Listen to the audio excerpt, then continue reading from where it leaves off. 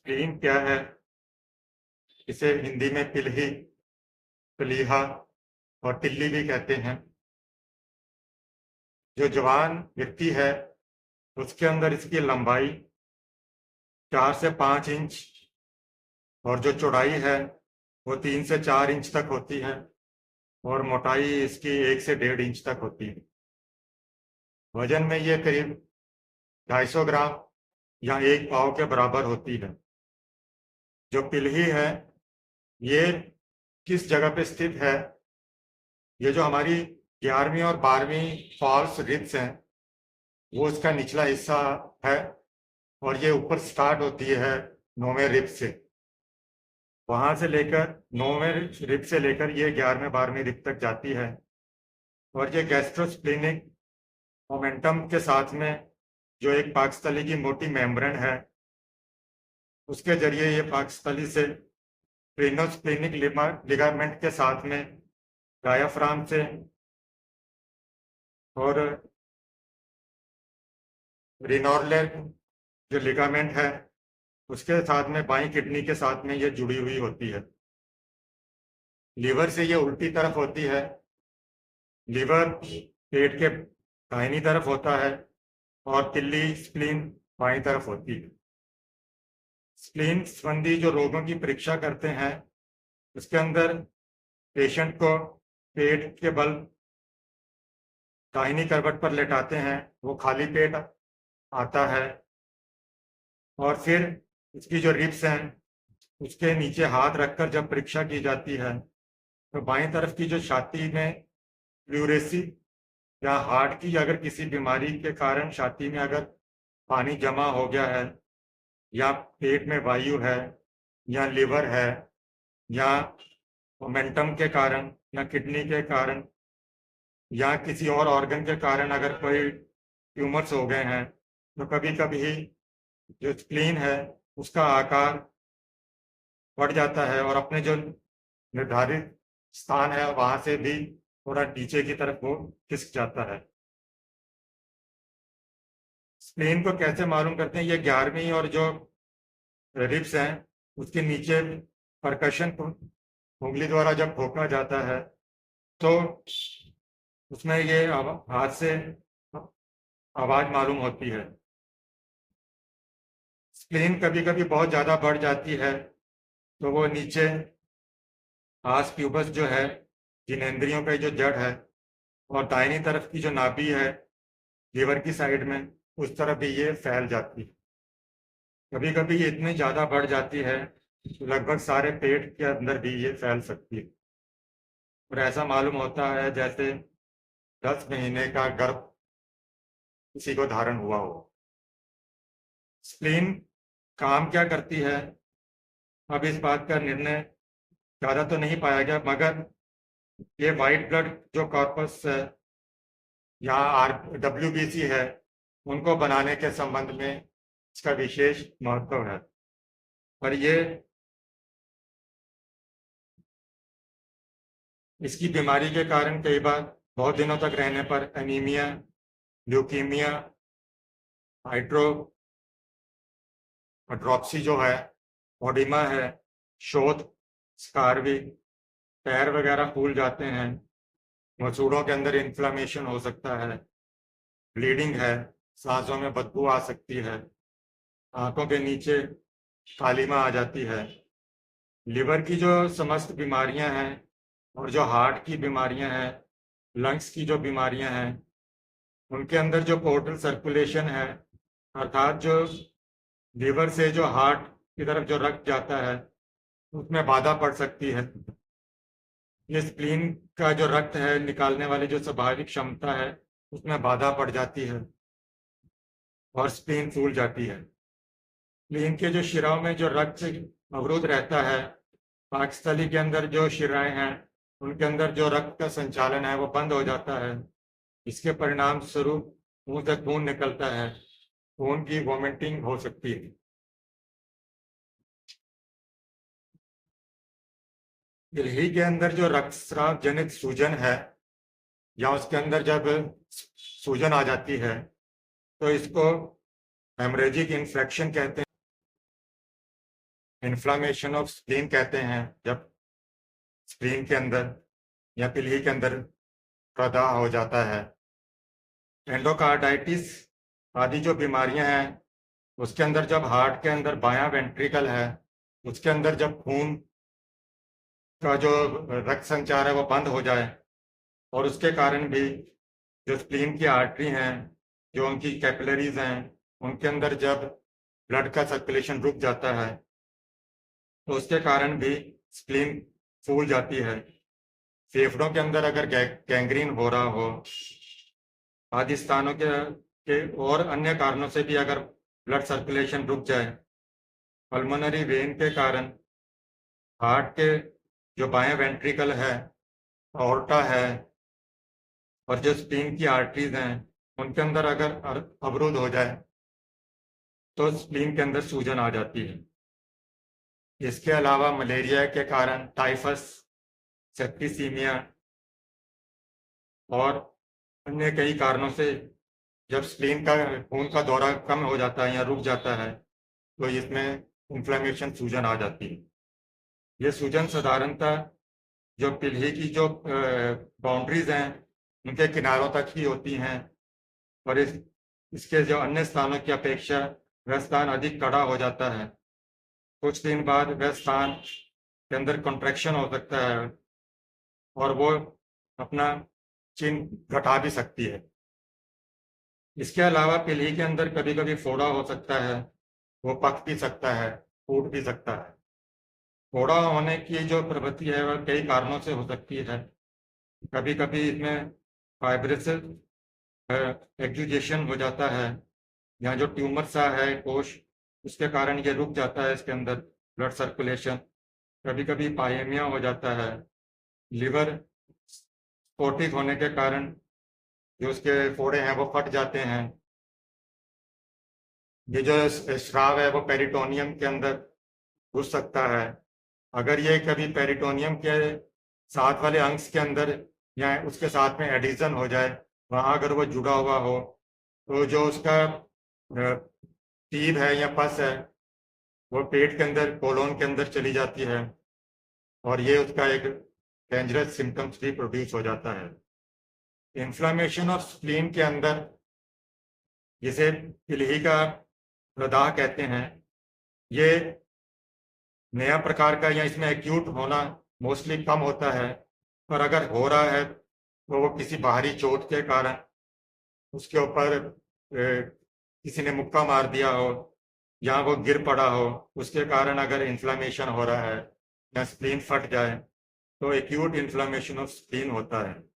कभी कभी हार्ट की बीमारी के कारण भी इन्फ्लामेशन ऑफ हार्ट स्प्लीन हो जाता है और इसके कारण स्प्लीन हार्ड हो जाती है, वो अपने स्वाभाविक आकार से दुगना हो जाती है और उससे अधिक वैसे कई बार नहीं बढ़ती है।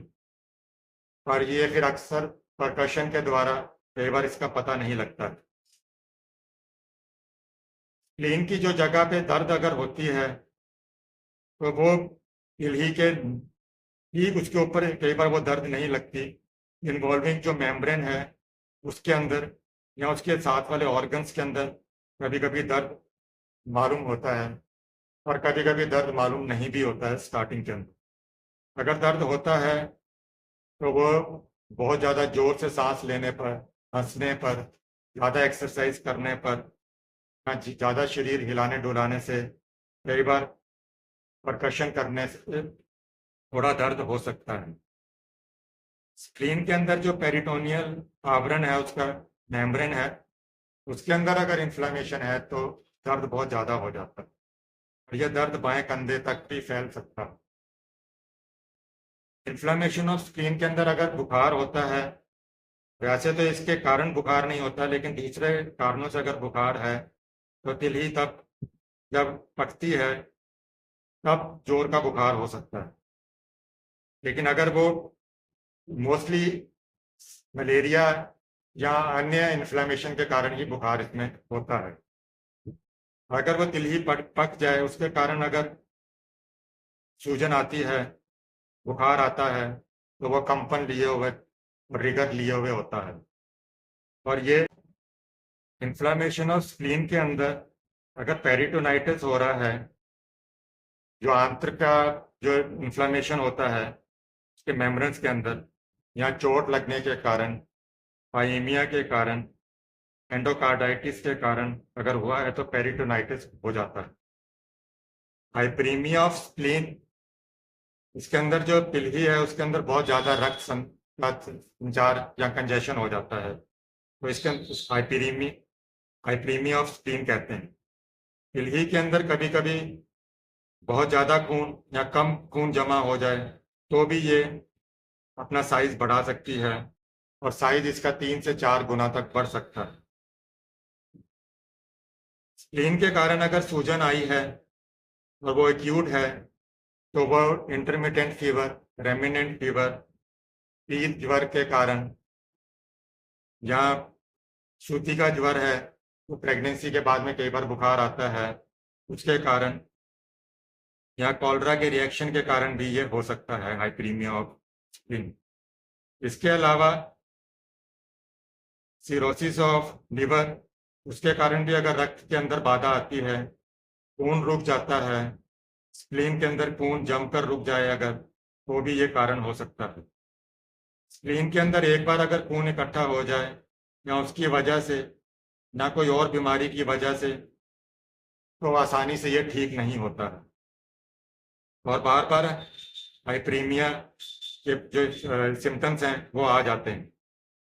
इसको हम लोग किस तरह से डायग्नोस करते हैं? पिलही की जो स्पष्ट वृद्धि है वो परकशन पैल्पेशन द्वारा की जाती है।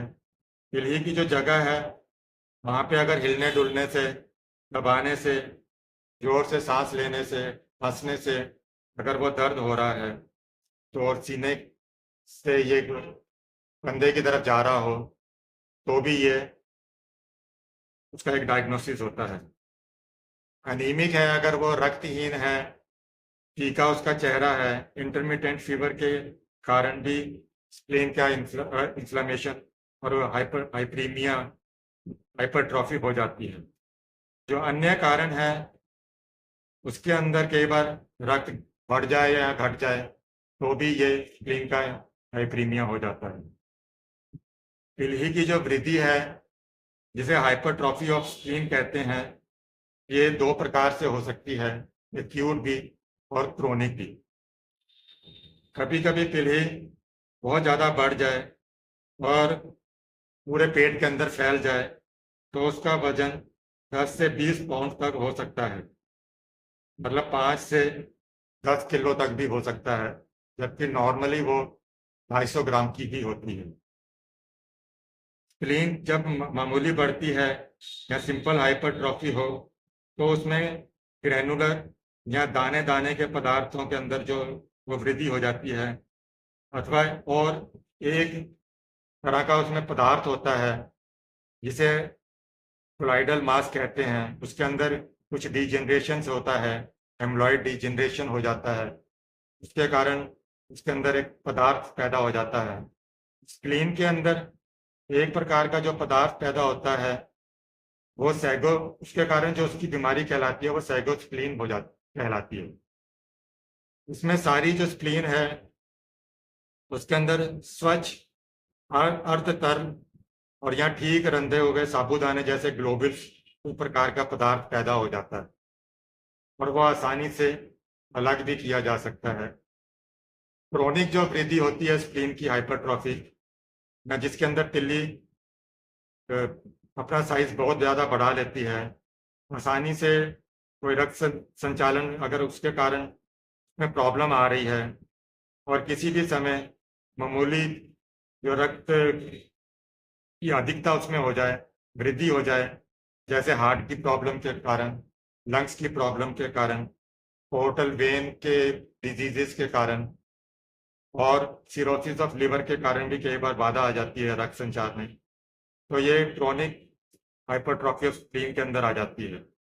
जो सिंपल हाइपरट्रॉफी है वो मलेरिया वगैरह के कारण या कॉन्स्टिट्यूशनल सिफिलिस के कारण, मर्क्यूरियल कैक्सिया जिसके अंदर पार्थ या मरकरी का जो विष है उसकी पॉइजनिंग के कारण अगर ब्लड पॉइजनिंग हो जाए, सैक्रोफिलस के अंदर क्लाइड डिजीज के बाद में, फ्लोरोसिस के बाद में, स्कारवी के बाद में, ल्यूक्यूमिया के कारण भी अगर रक्त दूषित हो जाता है तो उस अवस्था के अंदर भी हाइपरट्रॉफी ऑफ स्प्लीन हो जाता है। कारण कई हैं, जैसे टाइफस है, इंटरमिटेंट फीवर है, मलेरिया है, कालाजार के बाद में। इनमें साधारणतः पिल्ली बढ़ जाती है और रक्त के दूषित होने की अवस्था के अंदर अगर पिल्ली बढ़ती है तो उसका उल्लेख मैं अभी पहले कर चुका हूँ आपको। कभी कभी ऐसा भी देखा जाता है कि बुखार के बिना भी स्प्लीन का साइज बढ़ जाता है और मलेरिया बहुत कुछ अधिक दिनों के रहने पर भी अगर बुखार के बिना भी स्प्लीन का साइज बढ़ जा सकता है। कुछ भी हो, इन लक्षणों के कारण अगर वो या खून के दूषित पॉइजनिंग के कारण स्प्लीन का साइज बढ़ जाए या बुखार के समय या आहार का अनियमित व्यवहार के कारण, लिवर के कारण, पाकस्थल के कारण, रक्त की अधिकता के कारण, इन सब कारणों से बढ़ता हो तो यह वृद्धि कई बार नॉर्मल मेडिसिन लेने के बाद में भी कई बार यह नॉर्मल नहीं होती है और बहुत दिनों तक मेडिसिन इसके अंदर लेनी पड़ सकती है। इसके अंदर जो होम्योपैथिक मेडिसिन हैं वो सिमिलिया के हिसाब से दी जाती हैं कि जो सिम्टम्स इसके अंदर हैं उसके कारण मेडिसिन का चयन होता है और सिंगल मेडिसिन को ही मोस्टली हम लोग यूज करते हैं। अगर इन्फ्लेमेशन ऑफ स्प्लीन है और वो एक्यूट है तो एकोनाइड इसके अंदर कार्य करती है। अगर उससे आराम नहीं आए तो फिर नक्स वोमिका इसके अंदर लाभदायक होती है। चोट लगने के कारण अगर बीमारी हुई हो और साथ में इसके अंदर रक्त की वॉमिटिंग हो रही हो तो आर्निका बहुत अच्छा लाभदायक। पेशाब के अंदर अगर खून आ रहा हो, इन्फ्लामेशन ऑफ यूरिनरी ब्लैडर हो तो कैंथरिस बहुत अच्छा कार्य करेगी। इन्फ्लामेशन के साथ में अगर बुखार है तो बेलाडोना। बुखार के साथ में अगर इन्फ्लामेशन कम होने पर कमजोरी बहुत ज़्यादा आ जाए तो चाइना। जलन हो रही हो, अतिसार हो, पतले दस्त हो, बहुत ज़्यादा कमजोरी है, वॉमिटिंग है रक्त की, इन सब के अंदर आर्सेनिक लाभदायक है। जो पिल्ही का कैप्सूल्स होता है, जो उसकी मेम्ब्रेन है, उसके अंदर अगर इन्फ्लेमेशन है तो ब्राइनिया, अल्स्टिला, प्लम्बम, लाइकोपोडियम और कार्बोवेज लाभदायक है। स्प्लीन के अंदर अगर इन्फ्लेमेशन है, एक्जुडेशन हो रहा है उसके अंदर, मतलब रक्त का संचय होता है तो मर्क्यूरी सोल अच्छा कार्य करेगी। पुरानी अवस्था के अंदर अगर तिल्ली बढ़ जाए, हार्ड हो जाए तो आयोडीन कार्य करेगी। स्प्लीन के अंदर अगर दर्द है, इन्फ्लेमेशन है, बुखार है, बेचैनी है तो सियोनेंथस मदर टिंचर इसके अंदर बहुत ज़्यादा और बहुत अच्छी दवा है और कई बार तो ये स्प्लीन की पेटेंट दवा भी हो जाती है। कई कारणों से और अन्य कारणों से भी अगर इन्फ्लेमेशन हो रहा है तो उसके लिए फिर अलग अलग दवाएं डॉक्टर से चयन करते हैं। चोट वगैरह की लग जाए, उसके कारण अगर वो रप्चर हो जाए और ब्लीडिंग बहुत ज़्यादा हो, वॉमिटिंग ब्लड की बहुत ज़्यादा हो तो उसके अंदर कई बार स्टार्टिंग के अंदर मेडिसिन कार्य नहीं करेंगी और आपको सर्जिकल प्रोसीजर्स की तरफ जाना पड़ेगा। स्प्लीन की जो वृद्धि है, हाइपरट्रॉफी है, अगर वो टाइफस, मलेरिया, इंटरमिटेंट फीवर के कारण अगर वो है, उसके कारण वो हार्ड हो गई है तो चाइना, इनियम आर्सेनिक और नेट्रम म्यूर ये मुख्य दवाएं हैं। इनमें से नेट्रम म्यूर से रोगियों को बहुत ज़्यादा फायदा हो जाता है। ये 200 से लेके 1 mg के अंदर भी दी जाती है तो 1-2 मात्राओं के अंदर ही इसको बहुत लाभ होता है और कभी कभी इसको निम्न 30 के अंदर भी देते हैं, पोटेंसी के अंदर, तो इसको हम लोग बार बार रिपीट कर सकते हैं। जो मैंने अभी आपको स्प्लीन के लिए मेडिसिन बताई हैं वह अगर वो बड़ी हो जाए, हार्ड हो जाए और वो स्वाभाविक अवस्था या नॉर्मल के अंदर कई बार वो जल्दी नहीं जाती है, तो हमें बहुत दिनों तक होम्योपैथी मेडिसिन देनी पड़ती हैं। और ऐसा होता है कि कई बार दवाएं बंद करने पर वो फिर से बढ़ जाती है, तो इसलिए रेगुलर इसको मेडिसिन को लें, किसी योग्य होम्योपैथिक चिकित्सक की सलाह पर लें। जो मैंने मेडिसिन बताई हैं वो नाम मात्र हैं, वो सिम्टम्स के हिसाब से ही चयन की जाती हैं। स्प्लीन के अंदर जो मैंने आपको, उसकी हाइपरट्रॉफी ऑफ स्प्लीन है, हाइप्रीमिया ऑफ स्प्लीन है, इन्फ्लेमेशन ऑफ स्प्लीन है, हेमरेजिक जो इन्फेक्शन है, उन सब के बारे में बताने की कोशिश की है। आशा करता हूँ कि आपको ये वीडियो पसंद आया हो। Thanks for watching.